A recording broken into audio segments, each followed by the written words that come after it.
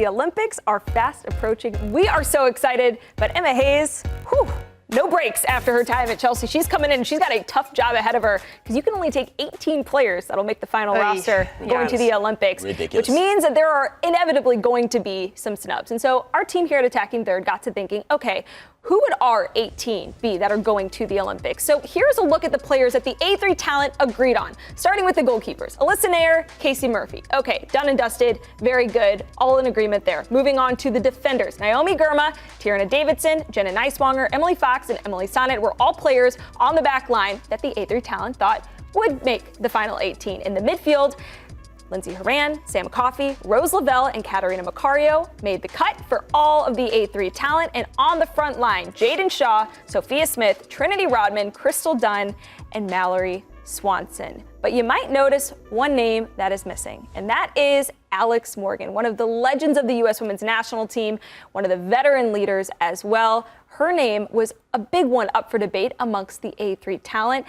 And for our own Lisa Carlin, who's not here with us today, she weighed in on why Alex Morgan would not make her final 18. Take a listen. I do not have Alex Morgan as one of the 18 players rostered for the United States women's national team going to Paris. Instead, I have Alex Morgan as an alternate.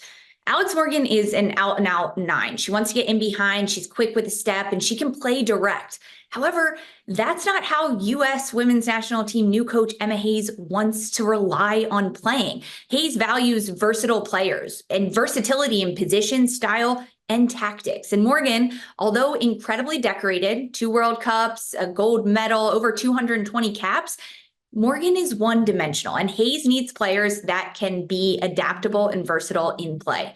Morgan is also one of the most capped players that is still in the mix of this roster that everyone is talking about. And Morgan taking one of those 18 roster spots means coming at the expense of a younger player that can use this Olympic tournament to help build upon what the U.S. is looking to go towards. Now, it's no doubt Alex Morgan is absolutely a veteran and her leadership is invaluable to this group. So Alex Morgan should be an alternate for the Olympics. That way, in team talks and in meetings and in training, Morgan is there to benefit the group as a whole. All right. So there's Lisa's take on this. And I know that we've got some strong feelings here on the desk. And I don't really know how to use this thing, but I got it just in the event that I need it. Law school was really never like a practice gavel. I'm afraid I'm going to break this. That's a glass table. All right, we'll see if this is plexiglass or what. Darian, I want to hear your case. Did you have Alex Morgan making your 18? And if not, who did you have in place? I did not have Alex Morgan in my 18, although Alex Morgan is an incredible player. She's done so many amazing things for women's soccer in general, especially for in the U.S., for the U.S. women's national team and the NWSL. But I just think with Emma Hayes and seeing her style of play and the fact that the roster is only 18, the players she's brought in are very versatile in how many positions they can play.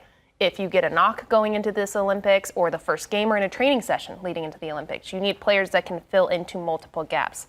For me, ultimately, that's the reason why I don't have Alex Morgan in my 18. I did bring her as an alternate because I think, along with what Lisa said, that leadership, the camaraderie, the advice, the presence that she can bring is massive. And knowing that, you know what, hey, something may happen where we need another player, she's the first one that I would bring into that squad. But I think this is the perfect opportunity as the Olympics to let young players have this massive experience under their belt going into all of the tournaments that they're going to be a part of moving forward for U.S. soccer. All right, Erin, what do you think? I know our own Brianna Scurry, who was on the desk yesterday, making her A3 debut, by the way, on this fine NWSL weekend that we had her on for. She was a big proponent of the leadership that Alex Morgan brings. And look, odds will just tell us, like, did you have Alex Morgan on your roster? Okay, there you go. Figured you would. So make your case. And so I don't disagree with anything that's been said, and kind of for the same reasons I did bring her. I think because we have so many different versatile forwards, I don't think we have a pure, true number 9 outside of Alex Morgan. Sophia Smith is a 9, but she's not like the purest number 9 that we have. I think that her leadership, Alex Morgan, the fact that she's been here so many times, so many of these players look up to her, I think that leadership, having it in the squad and not just as an alternate, she probably would be coming off the bench, but to have her on the bench in those moments, to have that experience, there's not a ton of leadership in this 18 so far. We've obviously got a lot of experience in Alyssa Nair, Sonnet, Dunn, Horan, but I think in terms of pure leadership, Alex Morgan is one of those players that's been there and done it for so long. And the fact that she's done it in the big moments and the fact that she is the purest 9 we have, I think that we still have space for young players, and we're going to go through our squad. And I think that there is that mix, but I still think she is the biggest probably leader that we have in this team right now, and I would love to see her in this team. Darian, do you think it's important to have a leader on each line of the team like that? I do think it's important to have a leader on each line, but when you're a forward and you're not in great form, it's really hard to be the confident leader of the team, especially on the pitch when, you know what, maybe the style or how fast the game is right now, where the tactics you're just not fully adjusted to, where they don't suit you, what you bring as a player. That just happens on every team that you're on. Sometimes the tactics the coach brings in aren't for you. And I think we've seen that a little bit with Alex Morgan. Just look at Chelsea with Emma Hayes. Every player is so fluid, can adapt and switch to different positions. I think Alex Morgan can do it maybe just a little bit more time. Yes, the leadership is key, but I think Crystal Dunn brings that. I think Horan brings that. Sonnet, Alyssa Nair. I don't know if it's necessary to bring it to this tournament where you could give a younger player that opportunity to take that leadership role and be that number 9 that we need.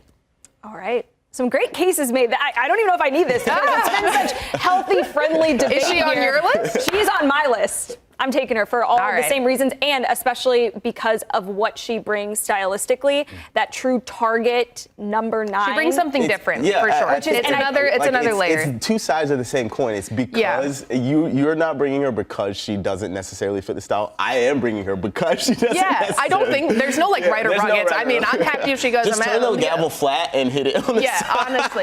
Bryce debating sports, folks. Bryce Curry had a good points with, she attracts so many players. She gets a lot of penalties. She frees up spaces for other players as well. I totally understand that. I just think that those are specific moments in a game. That's not for 90 minutes of every game of who they're going to go up against. Absolutely. Well, the front line is not the only place that goals can come from. The midfield is a crucial part of this U.S. Women's National Team, and it's also a position group that did have some players up for debate. And 2 of the young players on this U.S. Women's National Team were the ones that came into question: Corbin Albert and Lily Johannes. And Darian, I'm going to start with you. Who of these players, because I know you and Aaron both had them making it, but one was an alternate and one was not. So who made it and who was an alternate of these 2 players for you? Albert made it on my squad for the fact that she's been with the national team longer. She's declared with the national team. I think her defensive presence is great. You have Coffey, who has an injury right now. For me, Coffey has the 6th position on lock. She's 100%, she has it.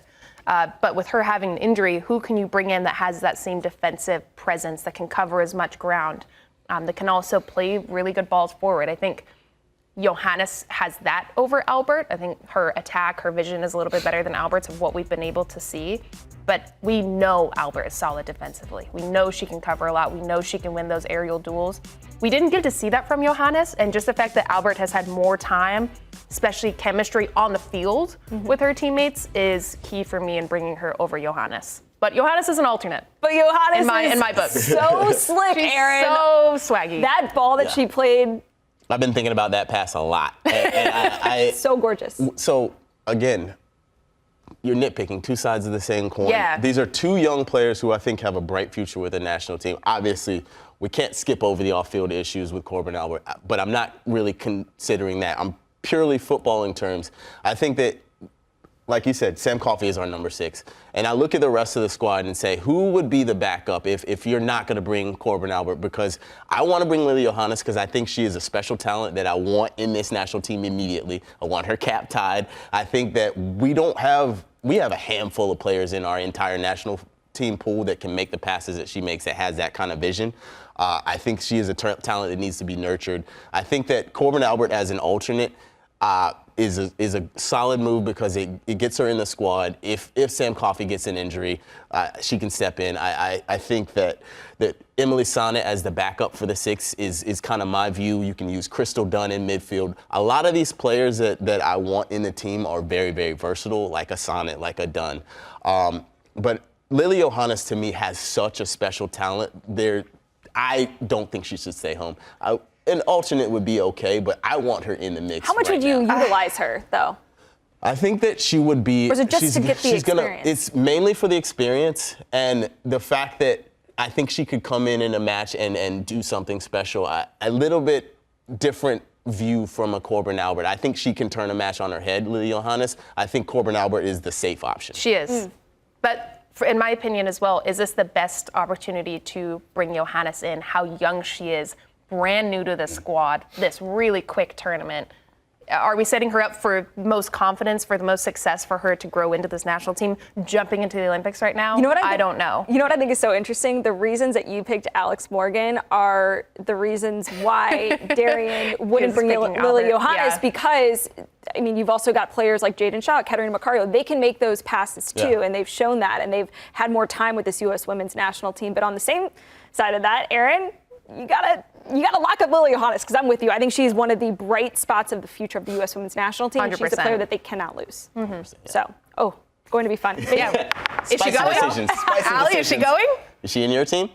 No, I think I'm going to go with Corbin Albert for the same reasons, and because of the skill sets of the players that are already have had experience with the U.S. women's national team and have that chemistry. And I think it's such an interesting mix because it's like just a bunch of Venn diagrams. Yeah, who 100%. can cover the gaps? When you only have 18, I do think having players that provide different looks for different situations that might come about in the competition is very key. And I think that's what's going to be the ultimate decider for Emma Hayes when she's having to make those really tough decisions, because these are very tough decisions and it's a good problem for the U.S. to have, which brings us to the alternates, the players that made the alternate list or were up for debate on the alternate list. And a big one that was up for debate was Casey Kruger. Why do you think she should or shouldn't be on the alternate list, Darian? Oh, she's not on my alternate list. She's making the team. That's who I had her in my 18 because I think she brings that experience in the back line. We see the U.S. going to this modified 3-back position where left back Jenna Neiswanger goes really high. You need Kruger there who has the speed. She has the experience. She's a great 1v1 defender.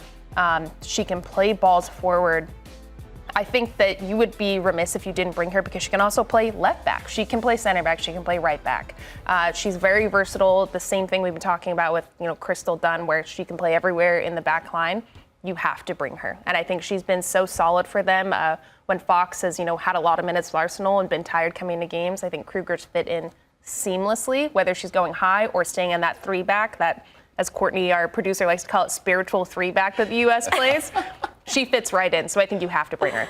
I need that on a T-shirt, by the way. Spiritual 3-back. For me, she has to be at the very least an alternate because of all the reasons you said. It was difficult to figure out who would come out of the back line, also because I listed Crystal as a defender. She's everything. She is our everything. But but Casey Kruger, she has to be on the plane. Whether or not she's in the full squad or alternate, that's nitpicking, but 100% has to be in the squad for me. Okay, there you have it. Court dismissed, everybody. There's some good cases that were made today.